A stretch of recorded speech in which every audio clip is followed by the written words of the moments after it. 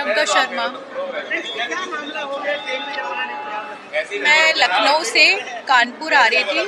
मैं D2 मेरा birth coach था और मैं वहाँ से मैं बैठी हुई थी। विंडो साइड मेरी बर्थ थी, मेरे 2 साइड वाली खाली थी, तो उसमें एक जेंट्स आके बैठे, फिर एक लेडीज़ आके बैठी। जेंट्स जो उन दोनों, हालांकि उन दोनों का कोई टिकट नहीं था, तो जो जेंट्स थे तो मेरे विंडो साइड पे और आते जा रहे थे। तो मैंने, जो लेडीज़ बैठी थी, तो मैंने उनसे बोला कि थोड़ा साइड हो जाओ, तो वो और ऊपर पैर ऊपर करके बैठी हुई थी।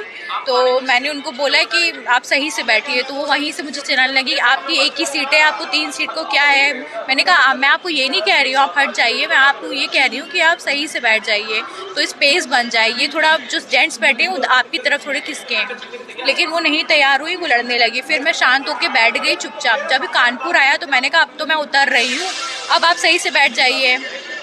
तो फिर वो बोली कि ऐसा है, आप ज़्यादा ना बोलिए, आपकी दिक्कत क्या है, आपको मैं बहुत मेरे ऊपर चिल्लाने लगी वो मेरे ऊपर। मैंने कहा कोई नहीं, मैं नहीं उतारूंगी तो आपको कोई और उतारेगा, क्योंकि आपका कोई टिकट नहीं है। तो उन्होंने कहा कौन मुझे उतार लेगा, किसकी इतनी हिम्मत है जो मुझे उतारेगा। फिर उसके बाद वो मुझ पर हाथ उठाया उन्होंने, फिर उन्होंने मुझे थप्पड़ मारा। उनके साथ उनकी फैमिली में 4 लोग और थे, 2 लड़की थी उनकी और एक लड़का था, और वो खुद थे, उनके हस्बैंड थे। उसमें से जिस लेडी ने मुझे हाथ उठाया, उनका लड़का आया, उसने मेरा सर पकड़ के दबोच के और मुझे मेरा बाल पकड़ के मुझे बहुत मारा, और मेरा बाल कंटिन्यूसली पकड़ा रहा, उसने मुझे छोड़ा भी नहीं।